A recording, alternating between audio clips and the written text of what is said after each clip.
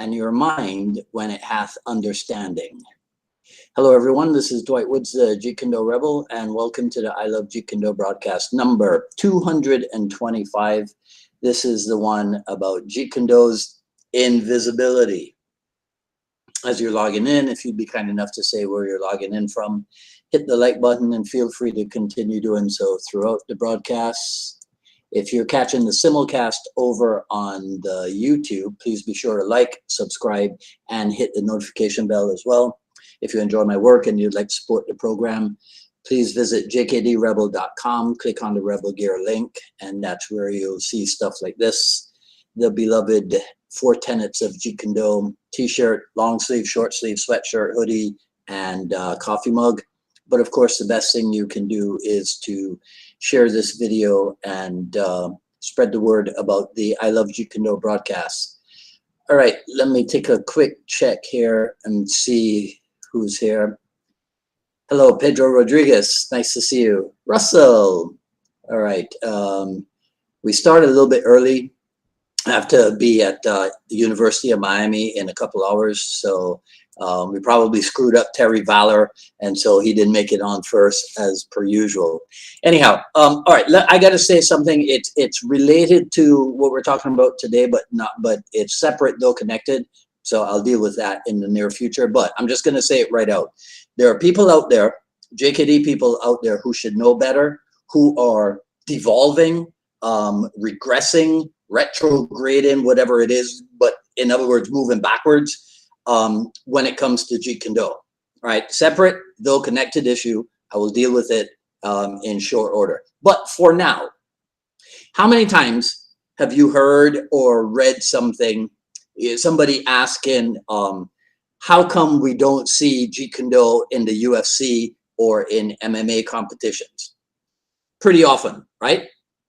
And there's people who their stock answer to that is, well, Jeet Kune is not sport, so it doesn't belong in those scenarios. And they are right. They're not wrong on that point, but only up to a certain extent. It is true, Jeet Kune's emphasis has never been on the sport aspect, the competition aspect of martial art.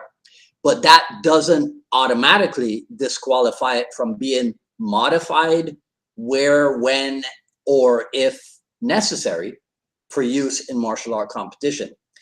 If you think about it, one reason why other martial arts like jiu-jitsu, like Muay Thai, even boxing, one reason why they have an elevated level of popularity is because of the competition aspect to it. No, Dwight Woods is not advocating for sport Jeet Kune. That's not what's going on here, all right? But I'm just making a point.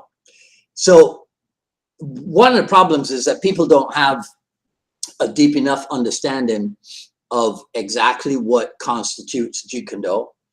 What they fail to realize is that Jeet Kune is both a martial art and an approach to martial art training. So there are actual physical techniques that there are physical techniques that you can execute that would fall under the blanket term of Jeet Kune techniques, right? Why? I was in Jeet Kune A to Z, I think it is, right? Chris Kent says, you know, the techniques evolve out of the principles, right? Out of adhering to the principles. So there are things that could fall under the blanket term of Jeet Kune techniques because of the way that they're trained, because of the principles that they follow, the JKD way, right? Even if in execution, they're not drastically different from another art's techniques. The way they get there could be drastically different. Jeet Kune started out as a fighting system with its roots in Wing Chun, boxing, and fencing, but it evolved into a system of no system, which rendered it then specifically unidentifiable. So, but the remnants of the physical aspect are still there, and you still train them. So you see people training on focus mitts, training on the kick shield, training, let's say like trapping techniques or something. These are all physical remnants of, or physical representations of the evolution of Jeet Kune Do training. And we can see them. Those things are not invisible. Because before what I call the Jeet Kune Do innovation revolution, martial artists were not found training on the aforementioned pieces of equipment. Martial artists were not training on focus mitts, and they were not training on kick shields. It was pretty much on the air, I mean, in the air, on the air, in the air, or on like old school specific types of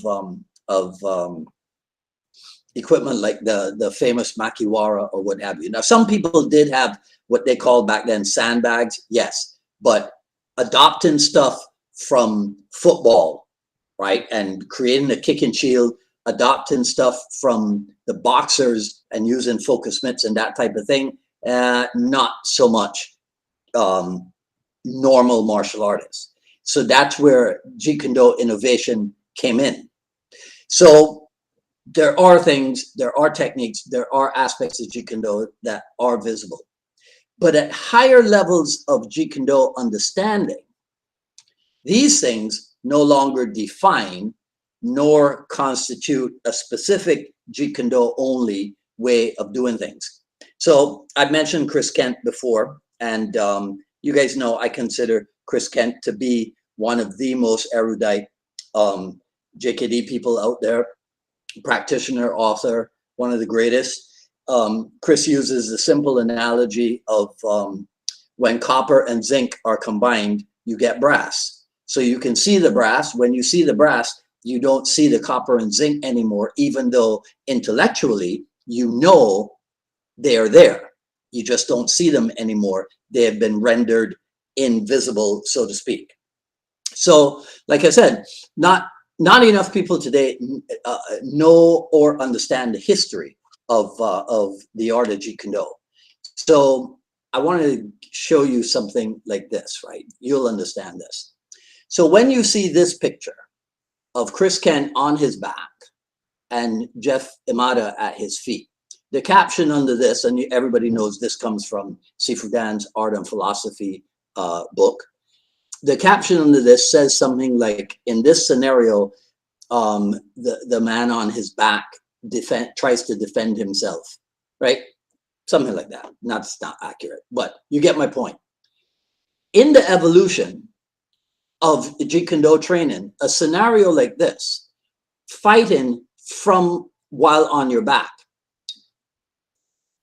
there's going to be progress on both ends in terms of the technology, in terms of the skill and knowledge and understanding that it takes to defend while on your back, also to attack somebody who is at your feet on his back. So we can look to people who specialize in this, such as Brazilian Jiu-Jitsu. So in Brazilian Jiu-Jitsu, their training has evolved into a thing where they have a higher degree of technology in this scenario. So you could benefit from not replacing your Jeet Kune Do with Brazilian Jiu-Jitsu, but by doing, you know, like Bruce Lee used to talk about how can I extract the essence of an art, and that might not even, as Chris Kent says, that might not even be on a physical aspect, right? It might be a mentality or something, but how can you gain a working knowledge of something, right? So BJJ has great information on defending when on your back. So it would benefit an evolving JKD practitioner to develop an in-depth understanding and ability in BJJ's essence. But I didn't say replace your Jeet Kune Do with Brazilian Jiu-Jitsu. Whatever it takes for you to extract the essence and get to your level of understanding and ability is whatever it takes for you to do that. Bruce Lee was a big advocate of using sparring or aliveness as the testing ground for Jeet Kune Do. So here's where the invisibility thing clocks in. When you see JKD people like Eric Paulson or Greg Nelson or Bert Richardson, when you see them have people spar kickboxing and grappling, they are applying JKD principles and JKD guidelines, right? They are indulged in the extraction of the essence of these scenarios. But you can't see it because Jeet Kune Do is a result of your training. Because remember, it is an art, but it is also an approach to martial art training.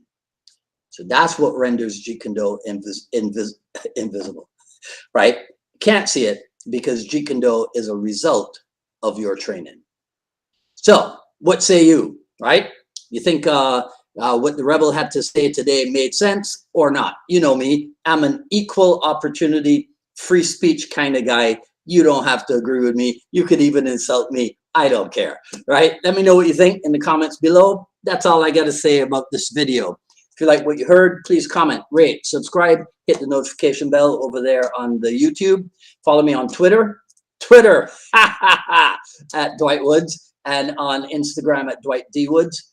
The Jeet Kune Do journey is still available at paypal.me/unifiedma. Let me get this one out of there.